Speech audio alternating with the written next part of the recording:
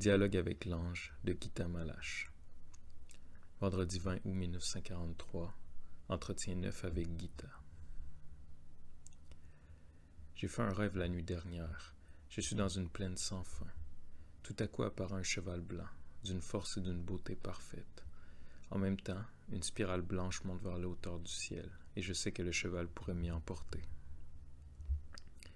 Gita. Que signifie le cheval blanc de mon rêve? Il faut le monter. Gita. Comment est-ce possible? Si tu deviens plus légère que lui. Je comprends alors que le cheval représente mon corps et que sans lui je suis incapable de m'élever.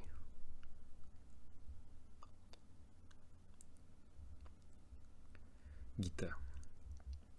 Qu'est-ce qui est le plus lourd en moi? Pendant les entretiens, le langage de Hana était d'une beauté et d'une simplicité exceptionnelle. Un hongrois très pur, très proche de ses racines. Mais là, elle ne trouve qu'une expression argotique pour ce qu'elle doit communiquer, et mon ange ne l'accepte qu'avec une certaine répugnance. Ne te laisse pas rouler par le trompeur. Gita. Hier? Je me rappelle aussitôt qu'hier j'ai porté un jugement sévère sur quelqu'un. Gita. Oui, là, je suis tombé dans le piège. Comment faire pour que cela ne se répète plus?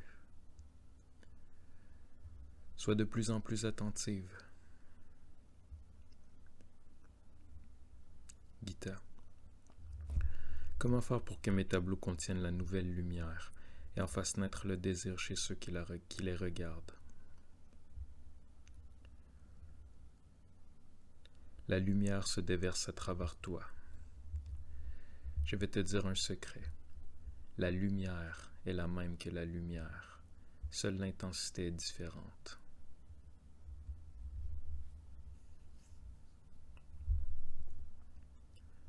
Gita.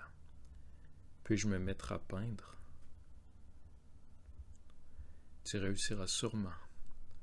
Chacune de tes peintures est une marche vers le haut. Commence en bas. Ne t'envole pas. Toi, tu as des ailes, mais beaucoup n'en ont pas. Me comprends-tu maintenant?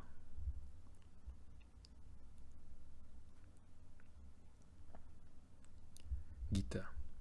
Oh, oui, tout est clair. Je suis heureuse, et Hana sent que mon ange se réjouit avec moi. Nous pouvons déjà parler ensemble.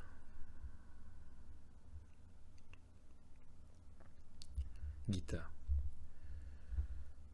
Comment chacun de mes actes peut-il devenir offrande? Chacun de tes actes est offrande, si tu ne le fais pas pour toi-même.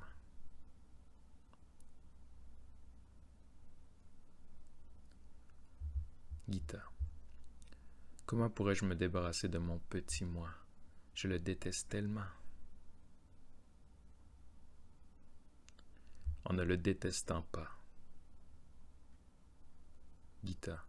Je ne pense pas à mon corps. Je sais bien à quoi tu penses. Pour moi, c'est clair.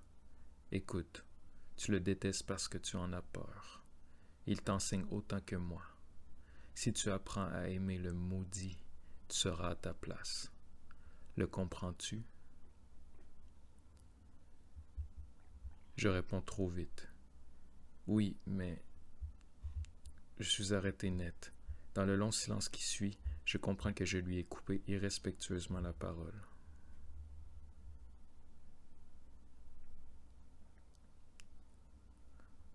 Maintenant, tu peux parler.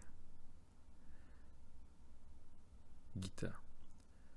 Comment pourrais-je trouver ma place le plus vite possible? En ne te dépêchant pas. On ne peut se dépêcher que vers la mort. Il tarde. Geste vers le jardin. où Joseph est plongé dans la lecture. Gita. Qui? Le Fils. Je ne peux prononcer aucun nom. Je comprends que le nom que nous avons reçu n'est pas celui qui exprime vraiment notre nature intérieure la plus profonde, et l'ange est un tel être de vérité qu'il lui est impossible de le prononcer. Qui se dépêche s'approche de la mort par devant. Qui tarde s'approche de la mort par derrière. Entre les deux, l'éternité. Qui agit à temps ignore la mort.